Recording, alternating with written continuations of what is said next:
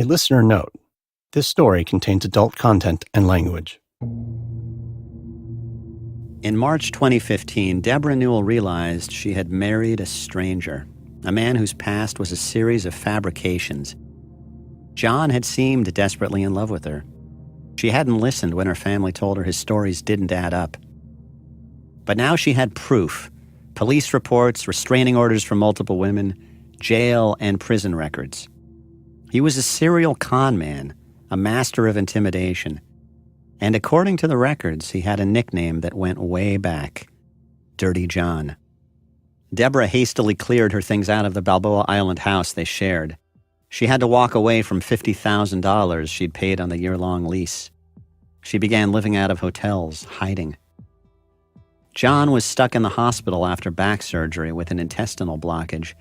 He began texting her accusations that she could not make sense of, that she had hit him, that she'd stolen $10,000 from his wallet. He threatened to call the police on her. He had become unrecognizable to her. He had seduced her with lavish, unending compliments about her beauty. Now he denigrated her looks, mocked her age, ridiculed her attempts to stay attractive at 59. 5 marriages and a family that hates you. You want to see how this plays out? I sure do. You want to see how bad this turns out? You hit me. You threatened me, she replied. Enough. You're evil. He had come into the marriage with nothing.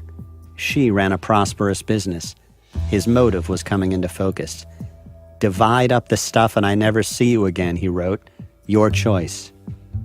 He said people he knew in the mafia had contacted him. Long-lost relatives. He warned her, be careful here.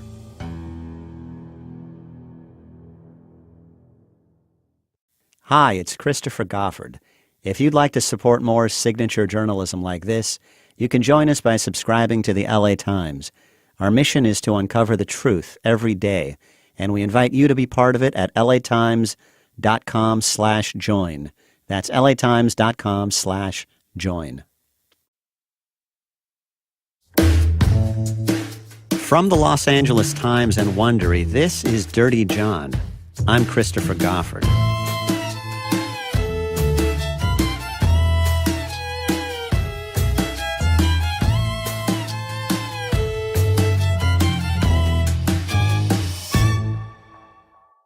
Part 3, Filthy.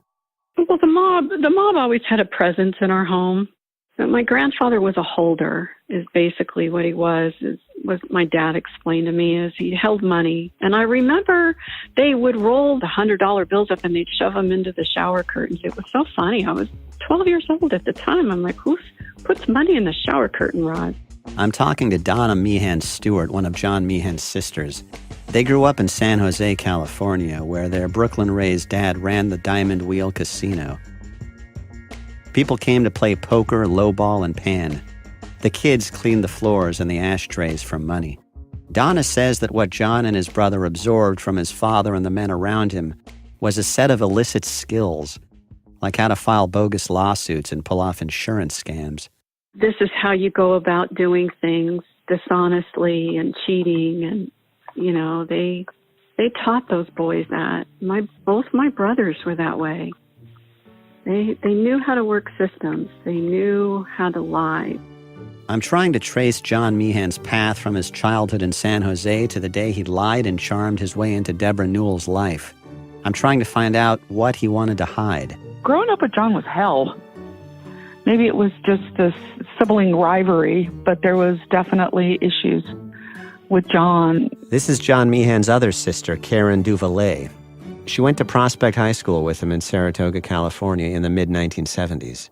He was very popular because of his sports, and he was very good looking, so he was a chick magnet.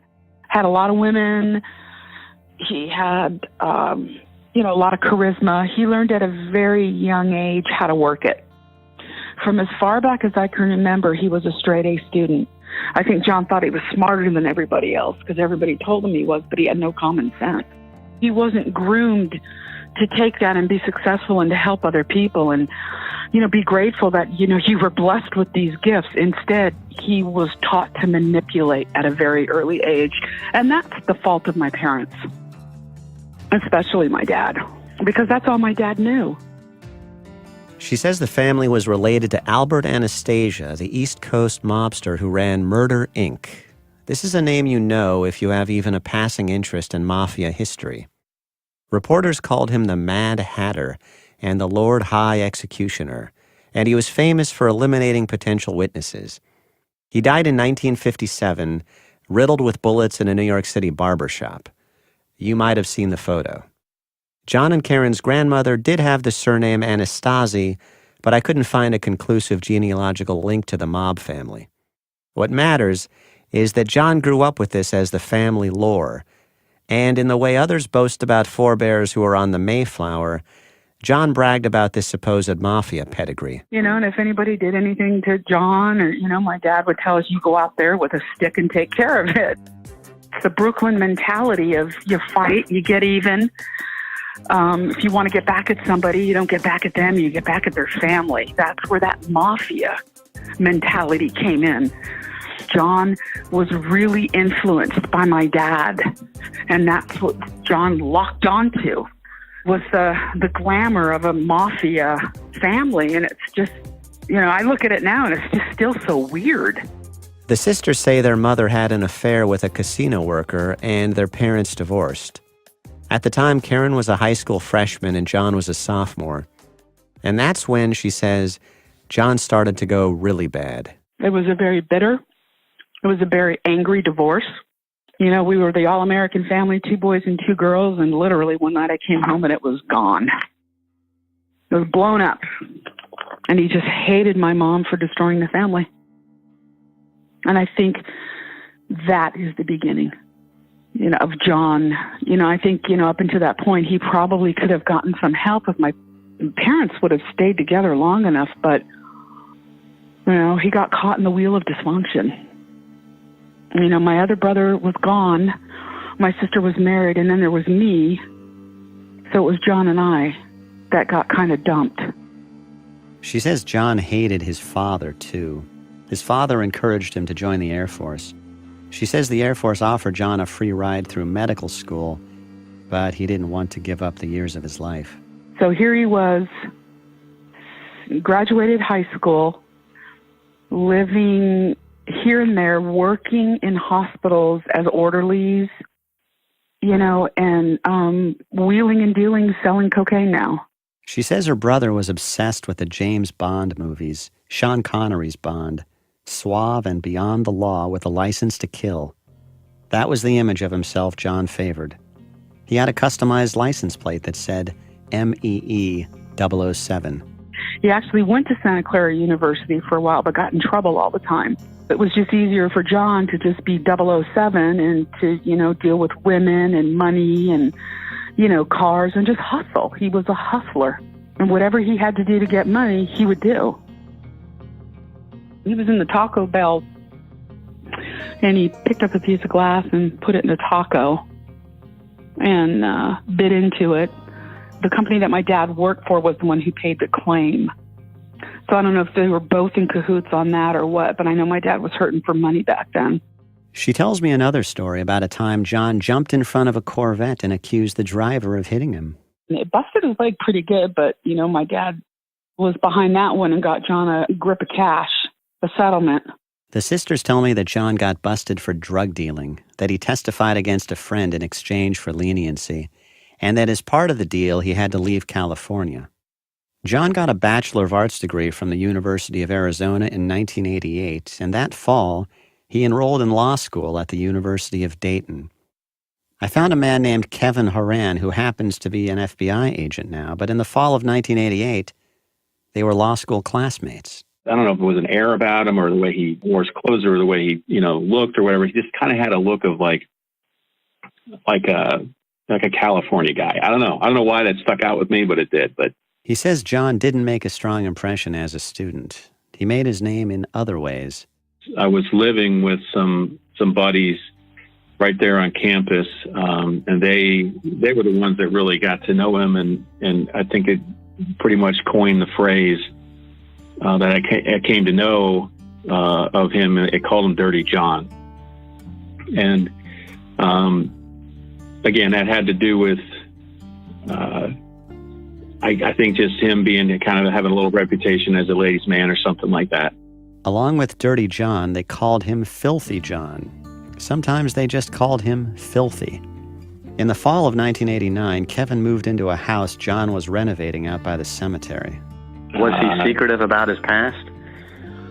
Either I never asked or he just never talked about it or whatever, but I guess it speaks volumes of the fact that I don't know anything about him. I hardly know anything at all about him.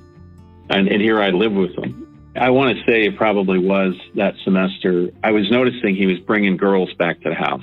One of them was Tanya Sells, a pretty young nurse. She seemed so nice and innocent that Kevin had to wonder how John had won her. Here's a intelligent, articulate, decent-looking guy at the University of Dayton Law School who, seems to have his life together. This is Tanya, who now lives outside of Atlanta. He would tell you story after story about, that he just comes from this family that's just not him.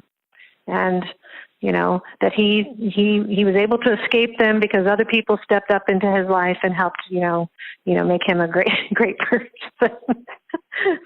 The last semester of the second year of law school, John disappeared. Completely vanished. And I was talking to everybody, and everyone's like, what happened to Dirty John? And everyone's like, I don't know, he just didn't come back. They got an answer when his report card arrived at the house.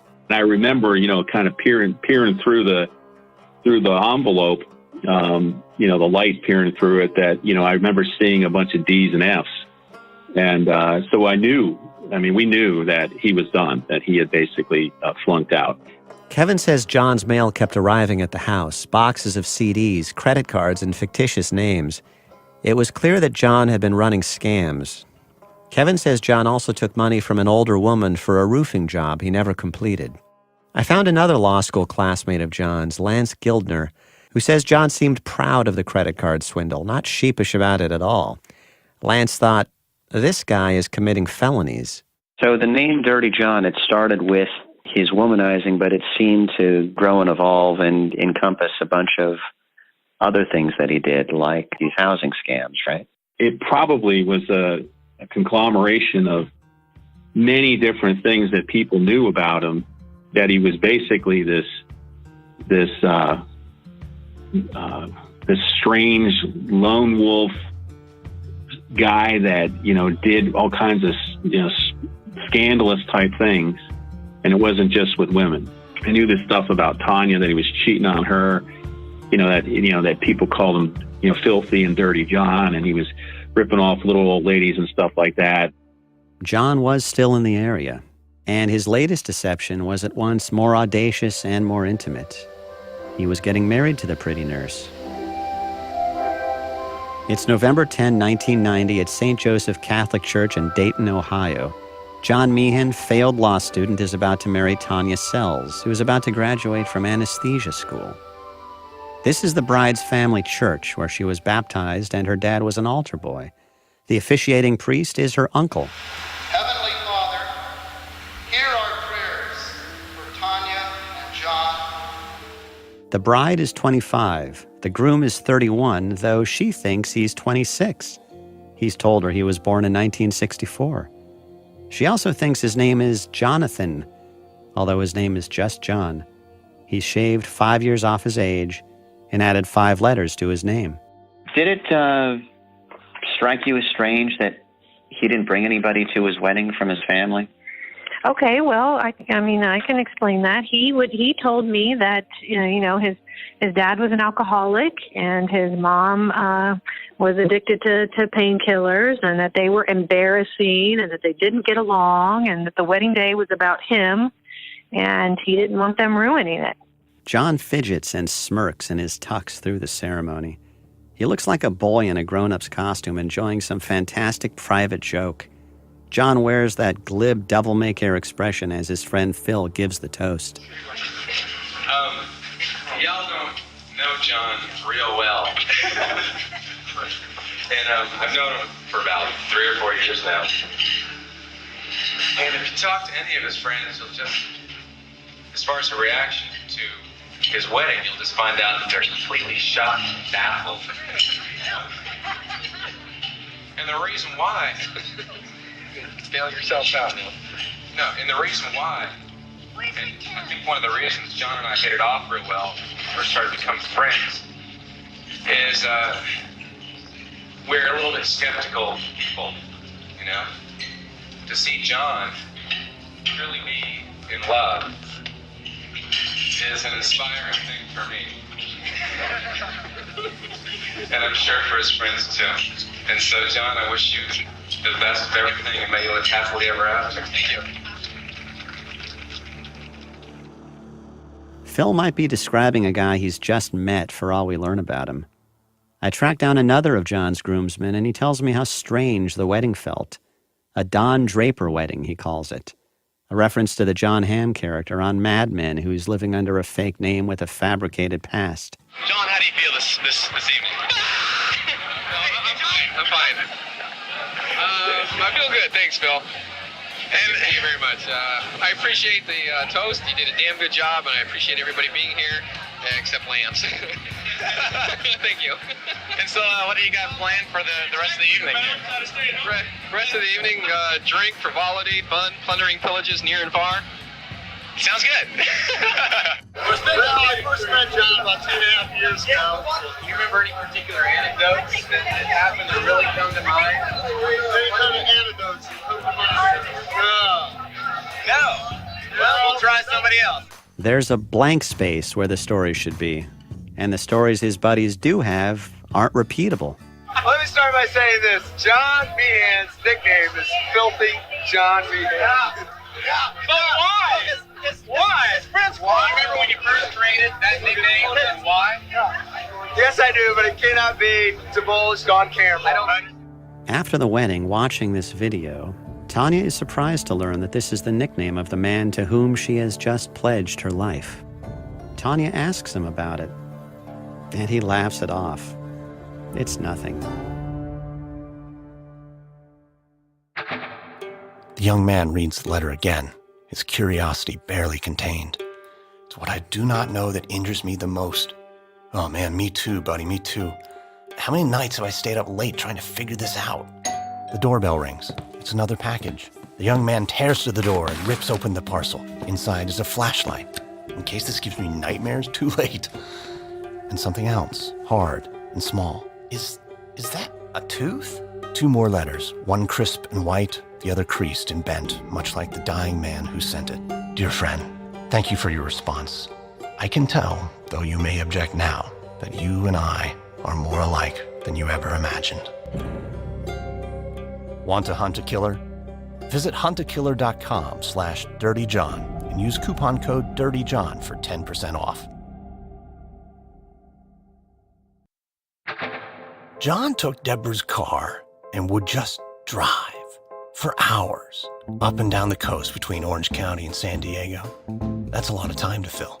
But Audible makes traffic an escape you can look forward to. Audible's selection of audiobooks is unmatched anywhere.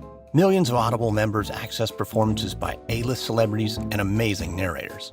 Right now, I'm listening to Emotional Vampires, narrated by Tom Perkins. It's all about how to effectively deal with people around you that take advantage and suck the energy out of your life. You can start a 30-day trial and get your first Audible book free by visiting audible.com/dirtyjohn. That's audible.com/dirtyjohn.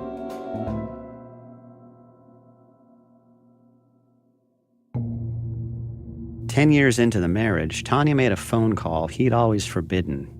She, clearly was shocked to be getting the phone call, but she also said in that phone call, I always knew you would call me. I always knew that this would happen. Tanya is talking about how she tracked down John's mother, Dolores, in July 2000. Tanya had helped put John through nursing school at Wright State in Dayton and then through the Middle Tennessee School of Anesthesia, and they had 2 daughters. But now he was leaving her. He'd been working at Good Samaritan Hospital in Dayton and traveling between hospitals in nearby states.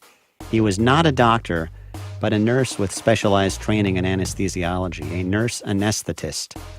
And he'd been having an affair with a doctor in Michigan, though Tanya didn't know the details at this point.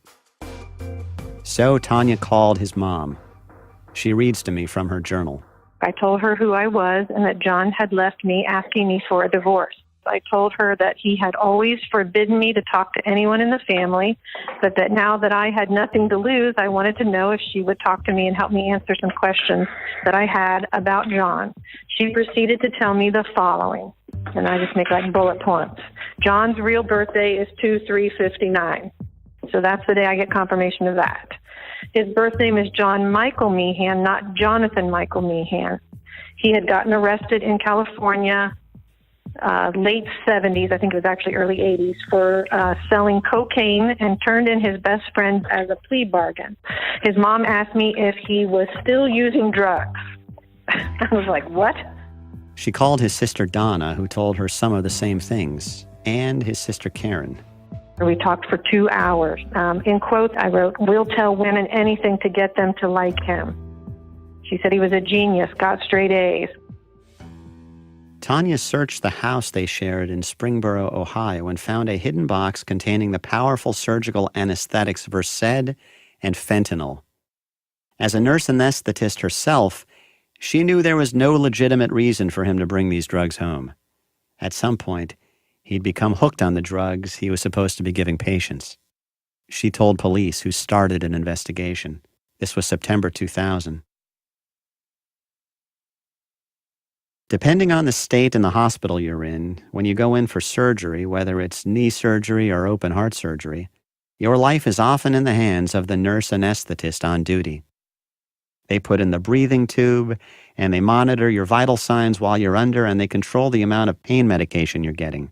An MD, that's the anesthesiologist, may or may not be supervising them. Anesthesia, if you're a good anesthetist, you've got some experience. We always say the job is 99% boredom because everything's going right. You're doing things right, everything's right, and 1% sheer terror because when things go bad, they go really bad. And if you don't have all your faculties, how are you going to handle something when it goes bad? How easy is it in that position, like John was, to steal the drugs? Extraordinarily easy. But here's the deal. Even though it's easy, anybody can do it. Once you start using, it's not so easy anymore because you need more and more and more and more, and you get sloppy and sloppy and sloppy. At worst, anesthetists who are stealing drugs and injecting them can miss something vital and kill a patient. More commonly, they leave a patient in excruciating pain. If it looks like the anesthetist gave the right amount of medicine and the patient wakes up and hurting and in terrible pain and their blood pressure's high and their heart rate is high, and then that's usually how the anesthetist starts getting looked at. Do they have a series of patients who are coming out that seem like they should be comfortable and they're not? I supported him while he went to nursing school. I supported him while he went to anesthesia school. And this is what he put a black mark on my profession, but my profession. And I helped him get there. I had guilt about that. And so guilt about that, having him not hurt patients and protecting my children were my driving force for going to the police and doing what I did to make sure that he was stopped. John's career was unraveling. He lost his job at the Ohio and Michigan hospitals where he had been working and tried to start over in Warsaw, Indiana.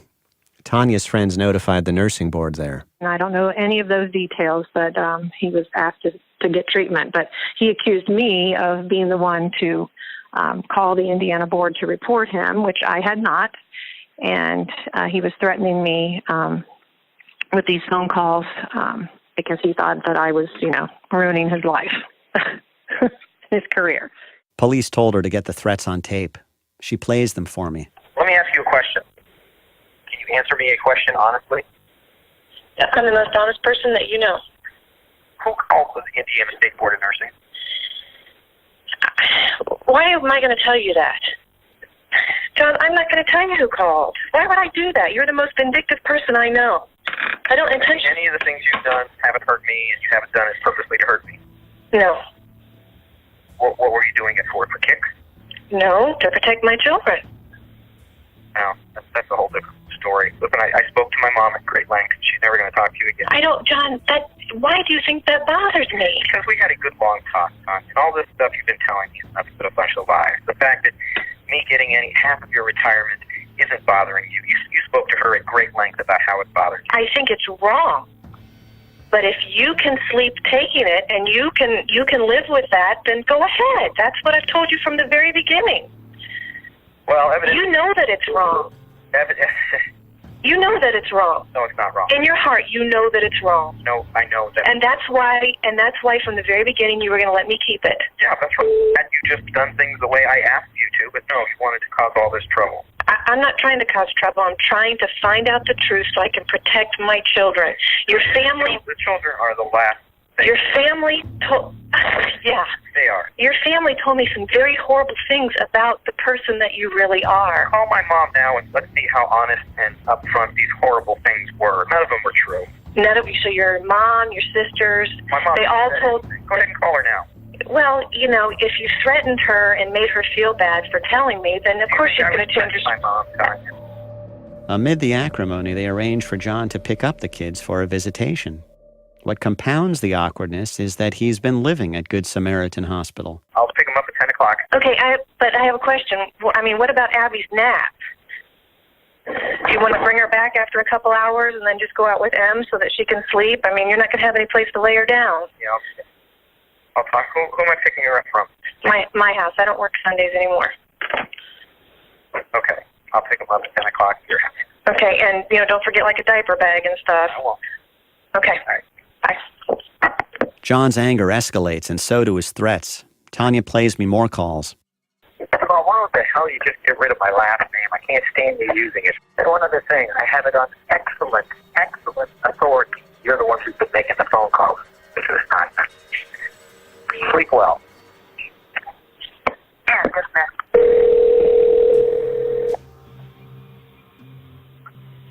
Hello. What is your problem now? What is my problem? Why are you calling me and leaving me these messages? I don't care what your excellent authority is. I didn't make the phone call. I know who did. What difference does it make? This big smile on my face. Why, John? Because trust me. Just trust me. Trust you what? Just trust me. It doesn't make any sense. I don't have to. You'll understand it.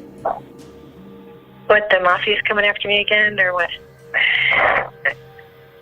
When it happens, Tanya, and you see it in your eye, you remember it was me, okay? Remember what, John? Keep that in mind. It was me. Keep what in mind, John? Tanya, you enjoy your time left on this earth, okay? Because that's what it's going to come down to. And who's going to take care of your children? And if I'm wrong, Tanya, I'll buy you a fucking Cadillac, okay? What do you mean if you're wrong? What does that mean? If I'm wrong, I'll buy you a Cadillac. If you're wrong about what? Keep that in mind. If you're wrong about what? You're not making any sense. Listen to me, Tanya. I'm listening. I got a big smile on my face. You know why? Because it's going to get done. What's going to get done? You're not making any sense. Well, it don't happen. You will understand when the time comes. And that's all I got to say. Yeah, and who's going to take care of your children? I'll take care of them. Right. Because I'll be in Bermuda having a big fucking Cobra Libra with a 22-year-old when it happens. That's you nice. Keep that in mind. I swear to fucking God, if there's one thing that happens on this earth, it's going to be you. She thinks her crime, as he saw it, was in calling his mom. It was unforgivable to pierce the veil of his past. I mean, that's a big deal to John Meehan. He don't want people sharing information about him behind his back. Because that ruins everything. That ruins his stories. Because none of it's true, None of what he says is true. I got to say, one thing that struck me about those recorded calls, though, was he's making these threats to you, and at one point you're like, come pick up the kid, and don't forget the diapers. Like you're right. even as you're terrified of this guy, you have to right. to do the child handoff. I mean, absolutely. that's kind of insane. Exactly. And if you don't turn your kids over, guess who goes to jail? You, not them. The reason for even bringing up those things at the end was he was living in his call room at Good Sam. He didn't have a house. He didn't have a place to visit with the children. He didn't have a place to put a child down for a nap. She says he never hurt her. She says he got a day of anger management classes for the threats, and that's it. And police couldn't seem to make a case on the drugs he'd taken. I didn't really know what he was necessarily capable of doing, but I was scared out of my skin.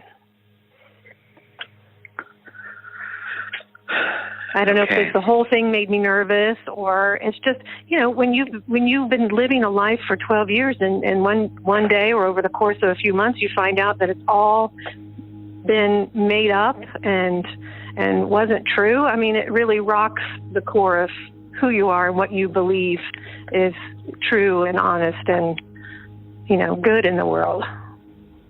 And that's something that's hard to explain to someone who maybe has never, you know, had to experience that.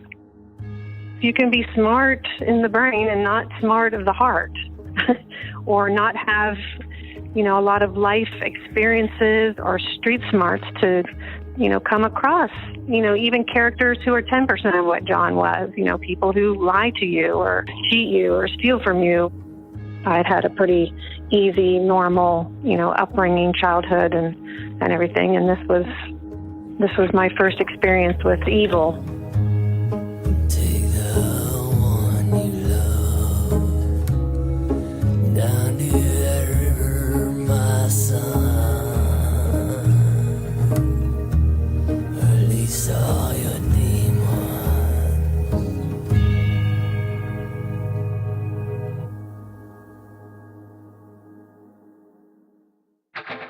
Are you hiring? Find your dream candidate with these tips from ZipRecruiter and Dirty John. Tip: use your job post to reflect your company's culture. Think about the type of candidate you're trying to attract and what they would respond to. For example, if it's a creative position, the job post can be written creatively. Once your job post is in good shape, then you can use ZipRecruiter to post to over 100 top job boards with one click. Their smart technology notifies qualified candidates to apply within minutes of posting. In fact, 80% of employers who post a job on ZipRecruiter get a quality candidate through the site in just one day. Try ZipRecruiter for free by visiting ziprecruiter.com/dirtyjohn. Again, that's ziprecruiter.com/dirtyjohn. This has been a tip for finding your dream candidate from Dirty John and ZipRecruiter, the smartest way to hire. Well, the incident was reported to a police agency on September 25th, 2000, okay? And it was reported to the police agency when the wife had discovered the drugs. Dennis Lucan is a retired investigator on the Drug Task Force of the Warren County Sheriff's Office in Ohio. Of all the criminals Lucan studied, hunted, and arrested during a 4-decade career in law enforcement, John Meehan would come to occupy a singular place in his memory. He came to see him as a devil-tongued flim-flam artist with the cold intelligence of a spy, a void where his soul should have been, and a desperate drug addiction that he would marshal his dark talents to feed. Lucan took over the case in January 2002. He says he found emails showing John had sent drugs to his brother Daniel, who died of an overdose in Santa Cruz County in September 2000 at age 44. He couldn't make a case on that one, but he did manage to charge him with theft of surgical drugs.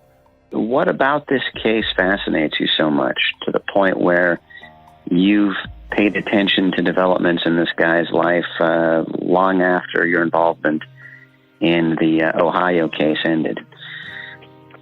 Well, the thing is, it was so intriguing at the time when I began conducting it, and as luck would have it, I got some breaks early on that I was able to confront John and charge him with one count of theft, and finding out about the emails to his brother where he was shipping drugs to him, just the most devious person I've ever met. And so we were able to charge him. That's saying a lot for a career cop.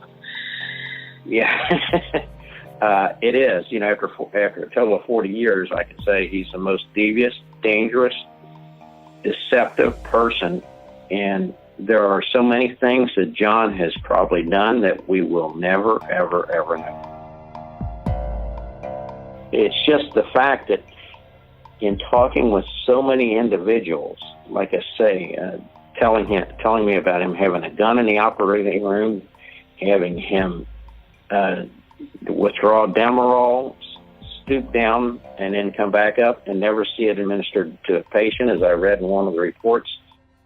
Meehan pleaded guilty in 2002 to felony drug theft, and Lucan saw to it that he had his license yanked in Ohio, Kentucky, Indiana, and Michigan. Meehan did not show up for his sentencing.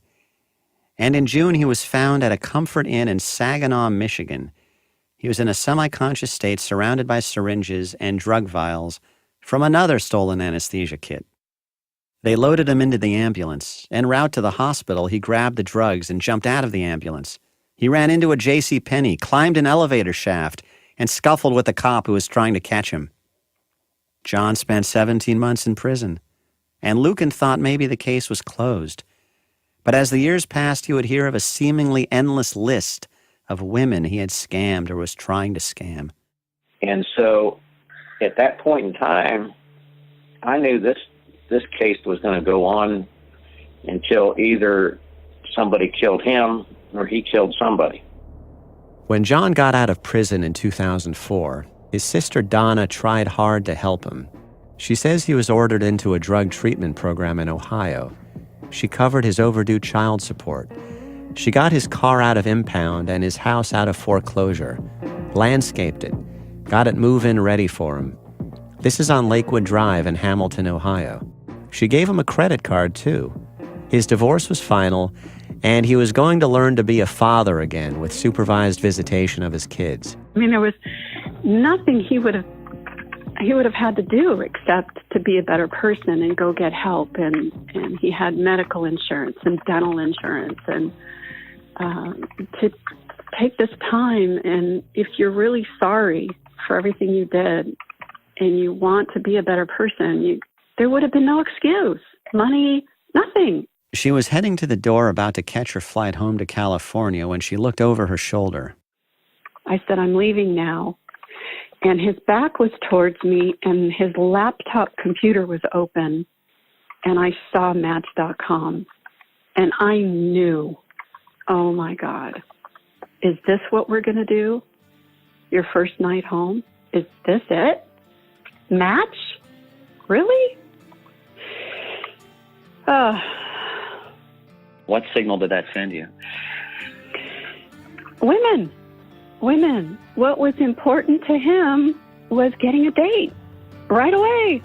Women. How did you've been in prison? How do you know about Match.com? And the reason I mention that is because that was his vehicle for picking all of his victims, these dating sites.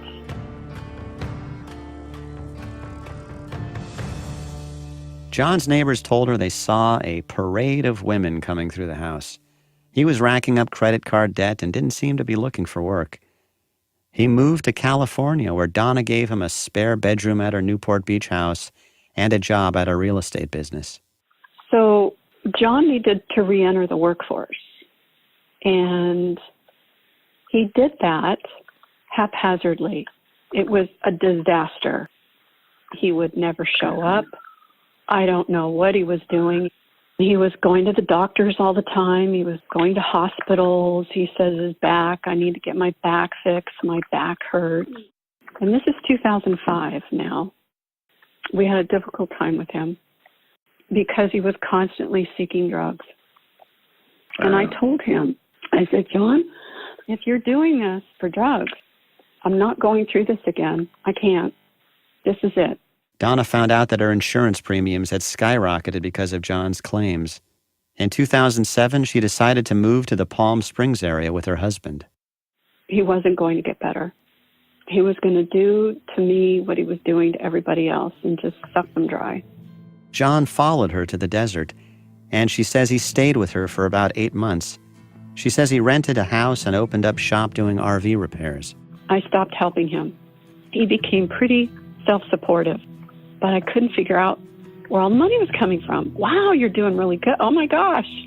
Well, he was stealing it. She says he bragged about pulling off a swindle with a Ford Explorer she gave him. He waited outside a bar and slammed on his brakes so a drunk would rear-end him.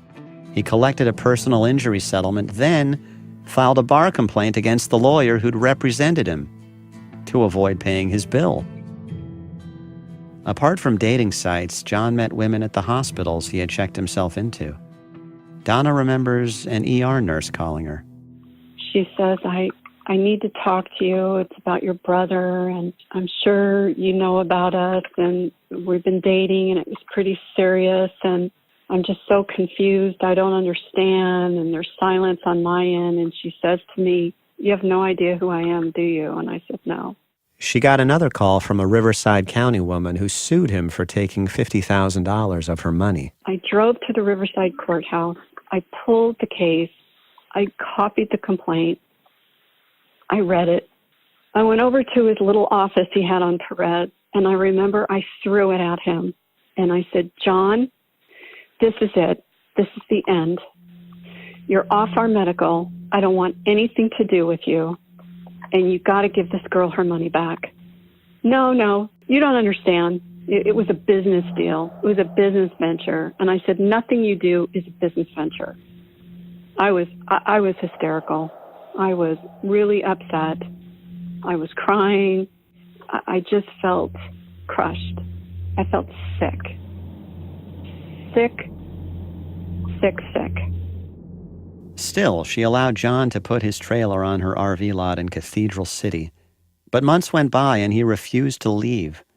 He began waging a legal battle against his sister, the person who had tried hardest to help him. He claimed the lot was his. He complained to the DA. He wrote to the Department of Real Estate. He was trying to take what I had given him to use for his own benefit. I was crushed. My husband was crushed. He was pissed. So I thought, okay, all right, I'm a big girl. I'll fight. As hard as I fought for you, I'm going to fight you. And I did.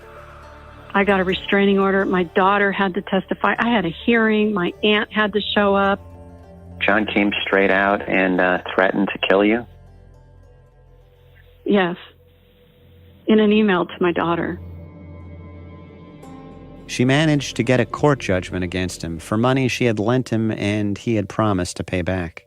I knew I'd never see that money, but I did it to protect myself because John left me alone after that.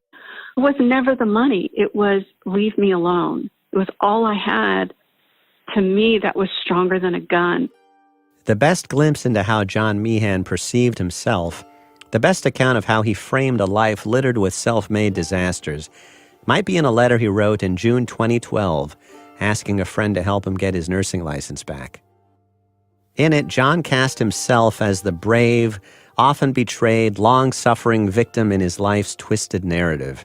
He was the victim of his parents, who used him as a pawn in their divorce and treated him coldly. Of his ex-wife, who called police on him and kept his daughters from him. Of his mother, who fed damaging information about him to his ex. Of false accusations that he supplied prescription drugs that killed his brother. Of a herniated disc, which necessitated drugs to escape his pain and depression. To be honest with you, I was abusing this stuff not to get high or feel good, but because it allowed me to sleep, he wrote. My job, putting people to sleep. He explained that he checked into the Saginaw hotel room with the intention of killing himself, and he'd taken a shower with the aim of leaving, quote, a good-looking body. He injected himself with Versed and fentanyl, he said, but didn't get the fatal dose right. This is likely a lie. The man who put people to sleep for a living would have known the right dose. In state prison, his suffering continued. You don't even want to know what being in a Michigan prison is like, he wrote. One guy came at me thinking I was going to be easy. They found him in the shower the next morning. I did what I had to do. Several times. And they finally figured out I was not worth the effort of the trip to the ER. I learned fast, and always had that ability to turn it on when needed. The letter had the trappings of a confession, but at heart it was a long snarl of self-justification. It was stingy with insights into what created its author. Donna says John was bitterly preoccupied by the past. He once told her about visiting their hometown in 2012, the old neighborhoods, and the cemetery where their mother, who died a few years earlier, was buried. And I said, "Did you go to Mom's grave?" And he said, "Yes, I sure did. And I pissed on it, and it made me feel really good." And I said, "John, that's sick." And he laughed. And I believe he did. So that's a pretty intense level of hatred that he had for her. He did. He did. But didn't he do that with every woman in his life? Basically. You know? And if you look at the behavior, because I only know of the ones I know. I don't know the ones I don't know. She says John hated his father intensely too, and that when their father was dying of cancer in Southern California in 1997 in a hospice bed, John came to visit. Donna says her dad had a little time left, and she'd been keeping watch by his bedside. But when John arrived and she left to take a shower, John was left alone with him briefly. And when she returned, her dad was dead. She has never been able to shake the feeling that John had something to do with it. Is there any way to prove that that he injected your father as he was dying with morphine or some kind of opioid that would have killed him? No. Like, your father was cremated, so there's no way to know. No, and he took the ashes and he said that he'd spread them out over the bridge, but none of us ever knew. And so you literally just left your father's bedside for 5 minutes, and John was alone with him for 5 minutes, and that was it. Yep. And my sister's the one that talked to the doctor. She called the oncologist. Someone gave him too much morphine or something. My brother wanted any money that was due him, and my dad's death was, his illness was taking any longer than it was supposed to be. Just be over it. I want to go. I don't want to be here. Yeah. Hated my dad.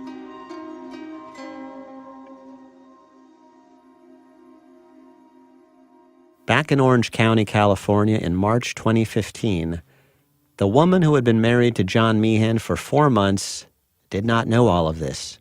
Debra Newell hadn't talked to John's law school classmates or his ex-wife or the Ohio cop, nor did she get the history of his life and crimes from his sisters.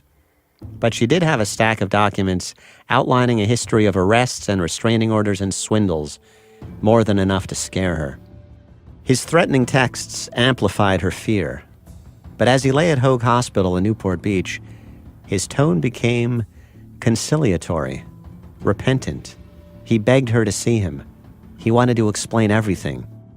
"I still love you and simply can't live without you. I don't want this. I want us without anyone else," John wrote. "I am flawed, but I'm not so easy to give up on you. When I met you, it was simply you. I helped you to get back on your feet and stood up for you. I love you and need you. Please."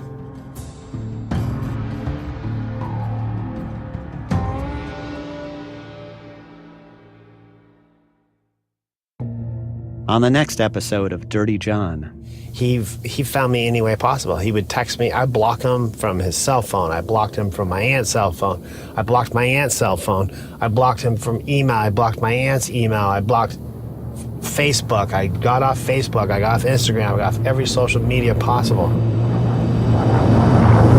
He still found me. Dirty John is reported and written by me, your host, Christopher Goffard, for the Los Angeles Times. Karen Lowe is our producer and editor. Audio design by Jeff Schmidt. Executive producers Jeffrey Glazer and Hernan Lopez for Wondery. During this production, our LA Times team has included Shelby Grad, Steve Clow, Robert Meeks, and Devon Maharaj.